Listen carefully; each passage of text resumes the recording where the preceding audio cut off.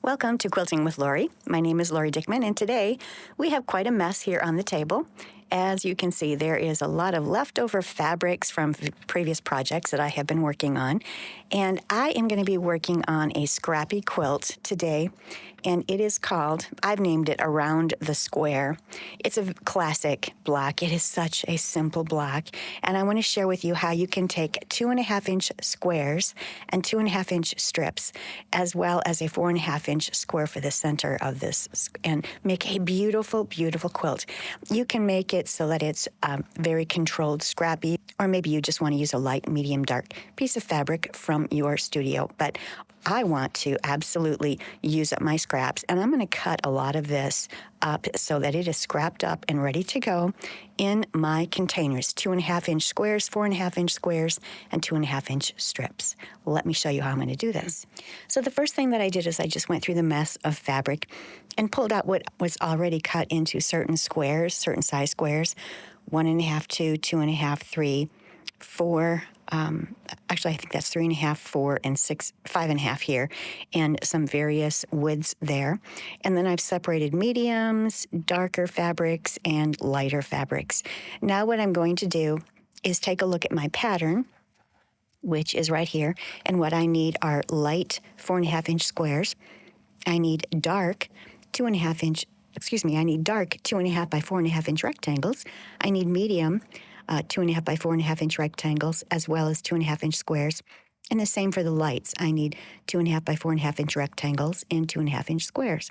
And if you have that already in your stash, you can certainly just pull those out and have fun creating right away. But I wanted to clean up. These are all excess fabrics that have come from projects, and I wanted to get this all scrapped up, put away so that I can actually start pulling for this particular quilt. And let me show you. Here is a little, I put all of this on a cardstock, and this is exactly what the pattern is. So here's the block. We have the 4.5-inch light square in the middle. We have these rectangles around it. We have the 2.5-inch medium squares around that. We have the medium rectangles around that. And then we have the light rectangles and the light squares around that. So basically it's a 9-patch. We're going to sew this together, sew that together, sew this together, sew those strips together. This is already ready. Sew that together. So these 3 together, this, and we've created a 9-patch. And what I like to do when I make scrappy quilts is to just lay them all out next to my machine in this order. And I'll just keep stacking up 4.5-inch light squares here. I'll keep stacking up the dark rectangles, the medium squares, the medium rectangles, and all of the light squares and rectangles. I'll just stack that up for as many squares as I plan to make. This particular quilt in the PDF will be in the description box below.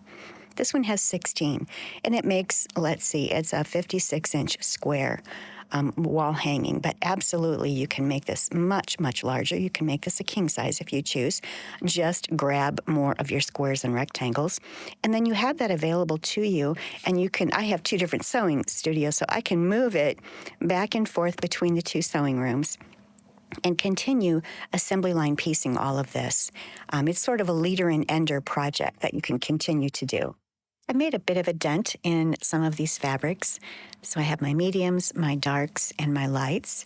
And if you are familiar with my Speedy Solutions techniques, and hopefully you'll watch the video below, I've got one linked below in the description box.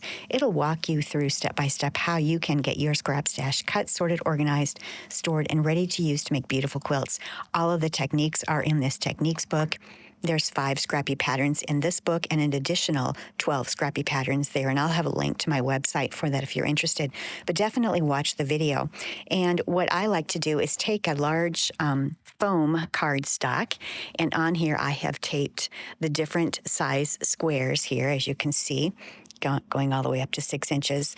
These are some of my strips, but I guess it goes up to 6.5 inches on this board. And then I have another board just like it where I place the little tags that indicate what width of these strips that I cut up, as well as templates. But today I'm focusing on squares and strips. And so this is what I have accumulated so far from what I've cut. And I have a lot more to go. I also did a bunch of light strips. These are 4.5 inch by 2.5 inch rectangles that I'm going to be using in this block. And over here, I have started with some of the darks and some of the mediums. So we've got a number of these already cut up. These are the rectangles as well.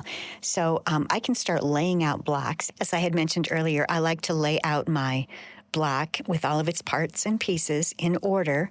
And I'm just going to stack. I can stack 16 high on this and just continue creating the 9-patch units. If that's too confusing for you, definitely just start out with one block and work your way through one block each. But I'm going to take my dark squares, medium squares, light squares, my light strips, my dark strips, and my medium strips, and I'm going to just continue laying them out on this container here and put together my blocks. So I've moved all of my strips and my squares over here. I've assorted them by value, lights, mediums, and darks, and that's how I create all of my patterns. I just simply use the squares, the templates, the strips in the lights, mediums, and value and darks in those values and create my blocks. So what I'm going to need to do now, and I guess I need to grab my 4.5 inch square. I guess I have them right here. Here we go, 4.5 inch squares. So I have one block completely laid out. Let's start working on the second block. So I can start here. I definitely want to make it very scrappy. So I am pulling various lights from my stash here. I'm starting from the outside and I'm going to work my way in. You might want to have yours more controlled scrappy, where you are using some of the same fabrics. Totally up to you. This is your quilt. Have fun. All right, so I have my lights placed. Now let's do the mediums. Grab this one here.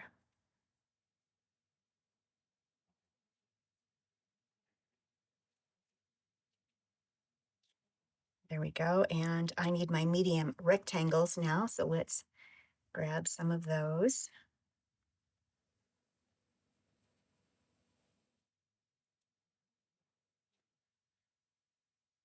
All right, that's done.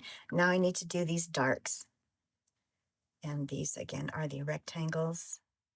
And I like mine very scrappy, so I am pulling whatever I see here to pull.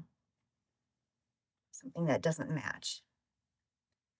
We'll grab this one. So now I have two complete blocks stacked, and I can start sewing these together.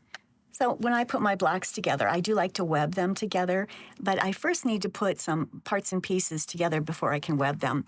I am going to simply sew these lights to the medium squares.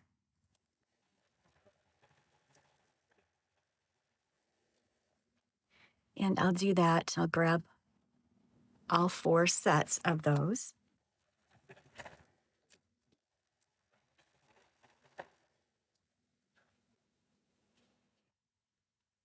Here's the other set.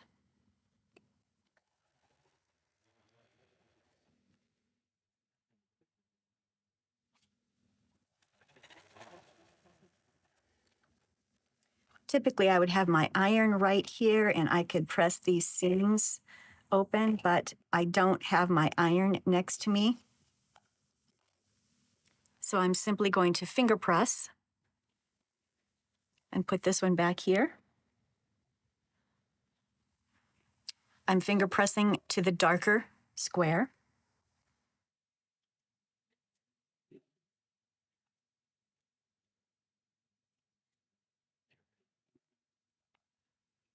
All right, so now those units are sewn. I can now sew these 2 sets together, those 2 sets, these 2 sets. So now it's strips. Everything else is strips, and of course the 4.5 inch square is fine and ready to go. So it doesn't matter how you put this together. This is just the way that I like to do it. And I love being able to take this board with me wherever I am, whether I'm upstairs sewing or downstairs.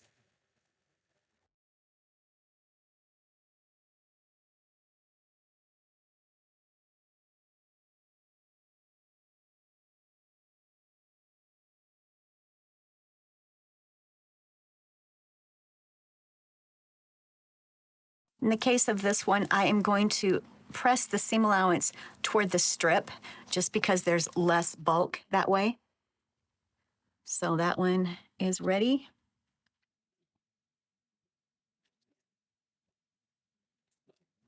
And then when you lay them back, make sure you've got your mediums toward the inside and the lights are all toward the outside. All right, as you may have noticed, my sweater picked up this dark rectangle and moved it over here. I would prefer that it be right there. This is supposed to be more of a medium. And as you play with your scraps, you'll find that sometimes a value might be a medium in one location where it might be a dark in another location. And that's fine. Just move things around block by block until you've got it the way you want it. So I have these 4 outer squares ready to go so that they can be sewn in my 9 patch. Next, I'm going to sew these 4 inner blocks together. They're just strips. I'm going to sew those together. I'll get that done and put it back here, and then you'll see how I'll put the 9 patch together. So I have all of the units within the block sewn together, so now I can sew it as a 9 patch. And I like to web my blocks together, as you probably have seen before. Make sure before you start sewing it that you've got all your dark rectangles touching that light 4.5-inch square in the middle. Make sure that you have all of your light rectangles on the outside and that your mediums are touching these darks in the center. That creates the around the square block. And of course, if you want to change it out and make your values completely different, maybe you want a dark here and you want lights here, whatever. It's all beautiful. So I hope you'll be creative and have fun. But the scrappier, the better, in my opinion. I have webbed the first 2 rows together. As you can see, it's connected with this thread. I simply laid them together like that, sewed on down without breaking the thread, so they are webbed together. They're on a continuous seam there. Now I'm going to web these 3 on there and just make sure that you have the placement accurately, and then I'm simply going to lay these on top like that and stitch down, and then I will be able to finish it by sewing these columns together here, and then we'll have the whole block finished. All right, I've got them stitched. So it's together as a 9 patch. Now all I need to do is sew the top row to the second row and the bottom row to the second row, and I have a complete block. I forgot to mention, each of these units needs to measure 4.5 inches before you sew it together. And then once you completely construct this block, it's going to need to be trimmed up to 12.5 inches, and it makes a nice size block. I have finished 2 of the blocks using the same value location as I did in this pattern here, where I've got a light in the center, dark rectangles, then medium, and then light on the outside with some mediums on the very outside. And I love this. It's going to be a beautiful, beautiful quilt, a very scrappy quilt. I can't wait to get the rest of them done. And I have them all ready to go. I went ahead and cut up my scrap stash, making sure I had enough of the 4.5 by 2.5 and the 2.5-inch squares and the 4.5-inch squares. So if you already have your stash cut, sorted, and organized, you can simply just pull from it and have fun laying out your blocks. Now, if you want to, you can change out those values as I had mentioned. And that's what I've done with these 2. So I've used a focus fabric in the center here. There's some turtle fabric that's a batik turtle, and I had used that in the center. And then I used kind of a medium around that with lights instead of the mediums in these 2.5-inch corners here. And then I've got some lighter fabrics on the outside with a medium here, and I've just kind of changed out where I placed my values. And as you look at this set, it's focusing in, all of the light is kind of really focusing in on that dark patch in the center. And then you're seeing it just highlighted because of these darker fabrics on the outside. So have fun. You don't have to follow the same value layout that I've given to you here. Just be creative and see what you can come up with. You could also put together your blocks so that you're actually using some that are laid out with the darkers in the center and then the lighters on the outside. Put them together. Add them all in one quilt and just have fun with that. Let's see what that would look like if we did this. How fun is that? Mix it up, have a great time with your scrap stash. Make sure once you get your stash cut, sorted, and organized, make sure you use it. I have so many different patterns for you. In fact, I have a 52-week series of Scrappy blocks that I did for you a couple years ago. I will link that playlist in the description box below, and you can just get out there and take a peek at some of the blocks that I have for you. I've got a block pattern with how you create the block, as well as an idea on how to put together a quilt. There's 52 of them. You can save all of that to your laptop or print them out and put it in a notebook, whatever you'd like. It's there for you if you want it. Thanks so much for joining me today as we put together this Scrappy Around the Square block. Don't forget to grab the PDF. I'll have that linked below in the description box so you can grab that and see what's required for each of those blocks, and you'll have an idea then for a quilt that you can put together.